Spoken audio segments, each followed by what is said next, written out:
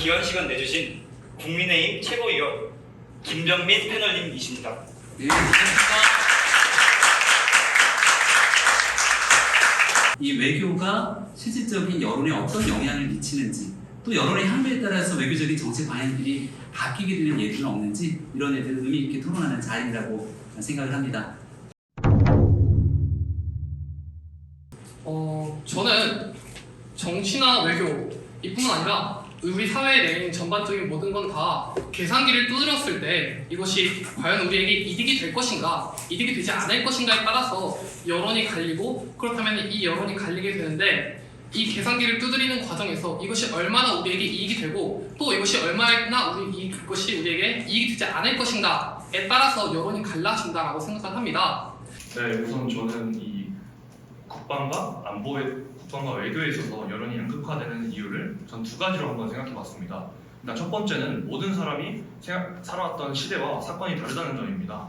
시대와 사건에 따라서 사람들의 사고와 이러한 정치적인 입장이 생긴다고 생각합니다. 그리고 이러한 정치적인 입장을 정치권에서 실제로 국민의힘과 더불어민주당이 대변을 하고 있기 때문에 이 두 거대 양당이 사실상 상반되는 입장을 보여주기 때문에 양극화가 되고 있다고 생각합니다. 두 번째 이유로는 대한민국의 어쩔 수 없는 국제적인 정세와 내부적인 정세라고 생각합니다. 미중 패권 경쟁이 일어나면서 미국의 편에 서느냐, 중국의 편에 서느냐에 따라 여론에 대해 큰 갈림길이 서 있다고 생각합니다.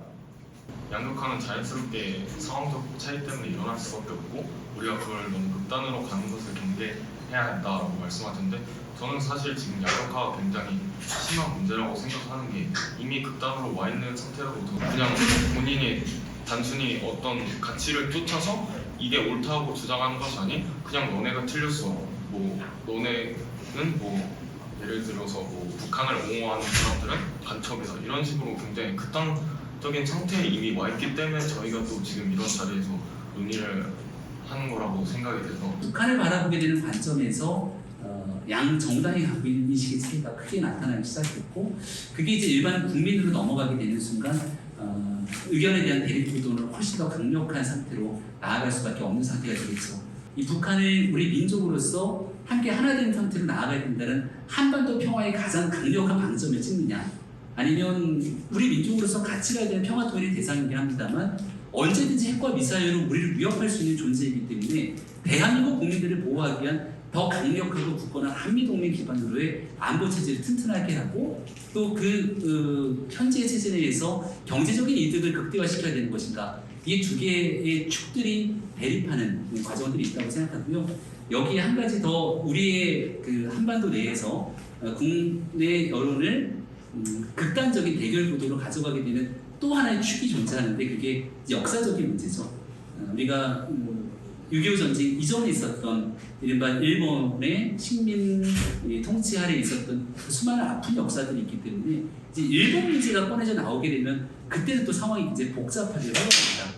그래서 이제 이런 일들이 대한민국에 놓여져 있는 하나의 국민적 여론들을 이렇게 좀 분열시키고 갈라서게 만드는 요소의 상황들이 있는데, 정치권에 있는 사람들이 그 아픈 고리들을 하나씩 더 깊게 누르면서 국민적 갈등들이 이제 외교 안보적인 상황에서의 여론에서의 극단적인 형태가 나타났던 게 현재 상황의 배경이 되지 않았는가 저는 평가합니다.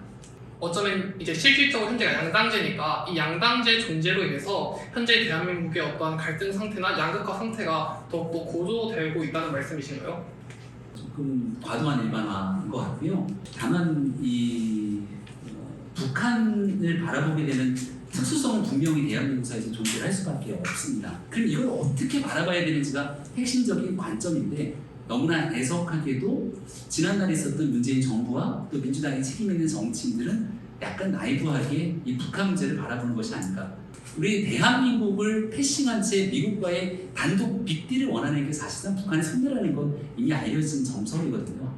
근데 그럼에도 불구하고 미국보다 우리가 우리끼리 잘해볼 수 있다는 신념과 믿음을 가지고 한반도의 정세를 바라보는 것, 아니면 현재 있는 상태를 그대로 냉철하게 평가하면서 우리 동맹국이 미국과 함께 우리의 국익을 최대한으로 가져가겠다는 것, 이 둘에 대한 차이점들이 현재 있는 민주당과 국민의힘의 외교, 안보에 대한 정치 상황들을 구분짓고 있다고 저는 생각합니다.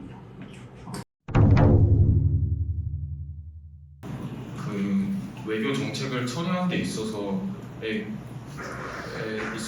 후쿠시마 오염수에 국민들이 방류를 반대한다고 하더라도 윤석열 정부가 그거와 다르게 그거에 찬성을 할 수 있다고는 생각하나 그 과정에 있어서 국민들을 설득하고 존중하는 과정이 저는 개인적으로 조금 부족했다고 생각합니다. 국민들이 그것을 받아들이는 데 있어서 실질적으로 저희 정부가 일본에 뭐 주사단을 지찰한다든지 아니면 일본이나 미국이 한국에게 이러한 방식으로 후쿠시마 오염수에 대한 한국을 위한 보상적 차원의 어떤 정책이나 그런 거는 내놓지 않았기 때문에 큰 방향성은 모르나 그 과정에 있어서 조금 더 섬세한 부분이 필요하지 않았을까라는 생각이 듭니다. 저는 기본적으로 일단 정부의 스탠스를 어떻게 생각하냐라는 질문에 대해서는 아직은 조금 평가하기가 이르지 않나라고 생각을 합니다.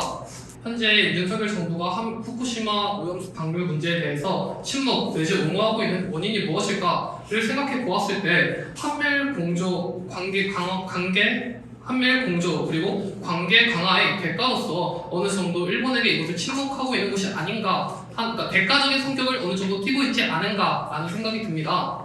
제 말은 이룬 게 너무 많은 외교가 아니었나라고 생각합니다. 국민의 신뢰도가 좀 낮아지지 않았나. 그리고 아직까지 사실상 외교적인 성과는 눈에 뚜렷하게 보이지 않기 때문에 국민들을 설득시키지 못하지 않았나라고 생각합니다.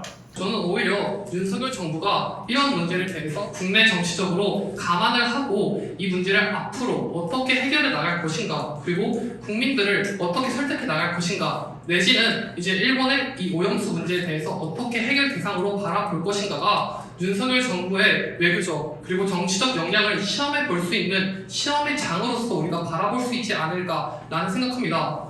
후쿠시마 오염수 문제만 하더라도 팩트와 사실에 근거한 현실과 이 괴담성 성격이 많이 뒤엎여서 섞여 들어가기 시작했는데 여기 이제 정치가 끼게 되면 이게 극단화가 되게 됩니다.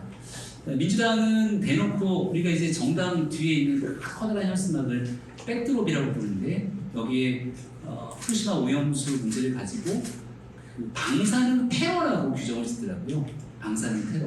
후쿠시마 오염수에 대한 정제를 통해서 많은 내용들을 다 과학적으로 검증해서 방출하게 됐을 때 결국 대한민국 해역에 나타나는 문제가 없는 부분들을 사실 민주당도 모를 리 없을 거라고 생각합니다. 근데 이거를 방류하면 뭔가 커다란 일이 일어날 것처럼 얘기를 하는데 사실 그것과 별개로 국민적 감정에서 바라보면 그냥 좀 찜찜하죠. 방류를 안 하는 게 제일 좋을 텐데 그걸 어떤 경우든지 방류를 한다는 거니까. 그래서 상시 모니터링 시스템을 갖추고 혹시나 여기에 대한 방류 과정에서 방사능이 조금이라도 검출되는 인체 유해상이 오게 되면 즉각 방류를 중단하겠다라고 하는 내용들을 지난날 한일 정상회담을 통해서 기시다 후미오 총리가 윤석열 대통령 앞에서 얘기한 내용입니다. 아무런 내용들에서 받아낸 성과가 없다고 하지만 전혀 사실이 아니죠.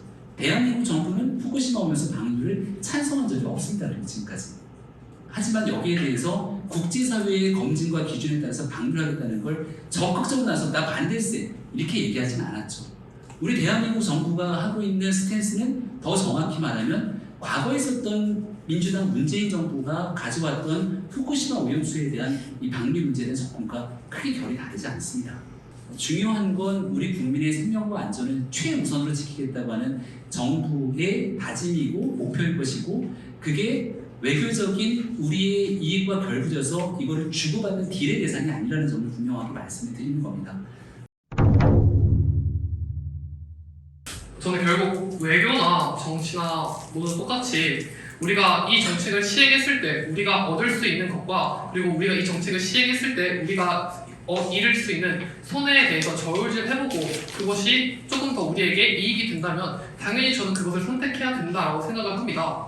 하지만 이 외국인 지방선거 투표권 제한을 하는 것은 이것을 통해서 우리가 얻을 수 있는 이익은 불투명한데 반해 이것을 했을 때 우리가 잃을 수 있는 손해는 분명하다라고 판단이 됩니다. 과연 이 중국인들에 대한 투표권을 제한해서 대한민국이 얻을 것은 무엇인가? 왜 그 중국인들이 투표를 하지 못하도록 막아야 하는가?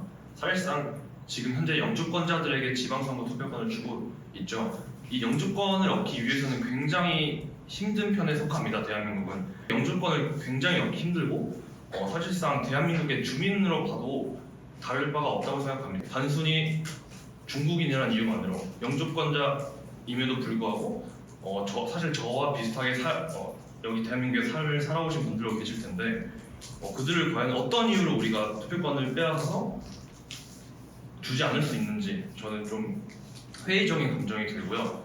투표권에 대한 제 의견을 먼저 말씀드리자면 저는 좀 반대한다고 생각을 하는데요. 우선은 이 투표권에 관련된 문제는 주권이 얽혀있는 문제이기 때문에 그것보다 앞서서 고려해야 되는 문제라고 생각을 하고, 한 행정구역을 가지는 투표권의 의미가 그 행정구역에 대한 세금이 어떻게 결정되느냐를 넘어선 의미를 저는 갖고 있다고 생각하는데요. 앞서 말했듯이 제가 언급한 주권 문제도 있고, 그리고 요즘은 각 지방자치단체장인 경우 정치 건물들인 경우가 굉장히 많기 때문에 행정 영역을 넘어선 정치적인 영역에서까지 영향을 미치기 때문에 이것을 쉽게 저희가 생각해서는 안 된다고 생각합니다.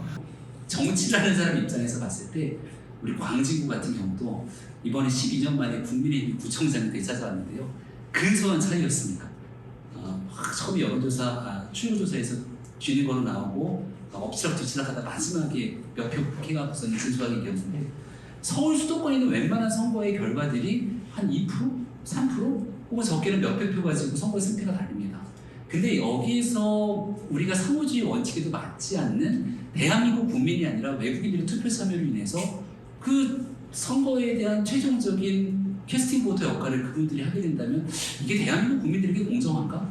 라고 봤을 때 저는 별로 공정하다고 생각하지는 않습니다. 상호주의 관점에서 바라봤을 때 양 국가 간에 충분하게 그런 일들을 가져갈 수 있는 길들이 열려 있다면 모를까. 지금 현재 상황에서는 대한민국 아직까지는 이걸 공식화하진 않았습니다만 한 번쯤 의제를 다뤄볼 필요가 있다 이렇게 생각이 되고요. 제가 이야기를 들으면서 궁금했던 게 위원님께서 이야기하셨던 부분이 상호주의 관점에서 처음에 이것을 도입하게 되었다라고 하면서 이 도입 과정에서 처음에 일본과의 상호주의 관점에서 이것을 도입하게 되었다라고 말씀해 주셨는데, 사실 이것을 처음 언급한 쪽은 최근에 논의를 시작하게 돼서 이거를 처음 언급을 한 것은 이제 제가 알기로 여당 쪽인 것으로 알고 있습니다. 그렇다면은 처음 지방선거 외국인 투표권을 제한하자라고 했을 때 여당 측에서는 제가 알기로는 중국인이라고 콕 집어서 지칭을 했거든요. 그렇다면은 처음에 이것을 논의했을 때 이제 정작 중요하게 생각했던 일본과 같은 부분은 언급하지 않고 왜 중국을 먼저 언급을 하고 중국만 콕 집어서 이야기를 하는지, 이 부분은 여당 측에서 어떤 노이즈 마케팅을 노리고 한 것이 아닌지 조금 이야기하고 싶습니다. 네. 결국은 이제 반중동서로 몰아가려는 것 아니냐, 중국과의 관계가 악화되기 때문에 이 카드를 여당이 꺼내는 것 아니냐라고 하는 질문으로 이해를 합니다만은, 여기에 이제 변명, 설명, 해명을 드리면 전체적으로 대한민국에 거주하고 있는 분들 중에서 투표권을 갖고 있는 사람 중에 거의 절대 다수가 중국 국적을 갖고 계신 분들입니다. 일본 말씀 주셨는데, 일본인의 대한민국에 거주하면서 국내 지방자치단체에 대한 투표권을 갖고 있는 비중이 아마 거의 경비할 정도의 상황입니다. 그럼에도 불구하고 외국인이라고 표현하고 중국인이라고 딱 집어서 표현하지 않게 된다면 조금 더 폭넓은 이해가 되지 않겠느냐라고 이제 말씀 주신 내용에 대해서는 그렇게 생각할 수 있겠다 생각이 되고요. 하지만 거듭 말씀드립니다만 전체적인 숫자 중에 가장 많은 비중을 중국 분들이 차지하고 있었고, 또 여기에 대한 문제 제기를 했던 수많은 국내에 있는 여론들도 중국인 투표권에 대한 제한이 필요하다 이렇게 줬던 여론을 바탕으로도 이야기를 꺼냈던 점이라는 점들을 거듭 말씀드리면서, 이게 특정 국가에 대한 부분에서 우리와의 관계가 악화됐기 때문에 투표권을 제한한다던가, 우리와의 관계가 좋기 때문에 이들은 투표권을 줘야 된다는 방식으로 접근하지는 않았다는 점을 다시 말씀드립니다. 오늘 투표 콘서트에 참여해주신 방청객 여러분들에게도 감사의 말씀 전하며 오늘 마무리하겠습니다. 특히 시간을 내주셔서 건국대학교에 방문해주신 김병민 최고위원님 그리고 내빈 여러분께 모두 감사드립니다. 저희는 장안민국 월간국회 9월 편으로 돌아오겠습니다. 감사합니다.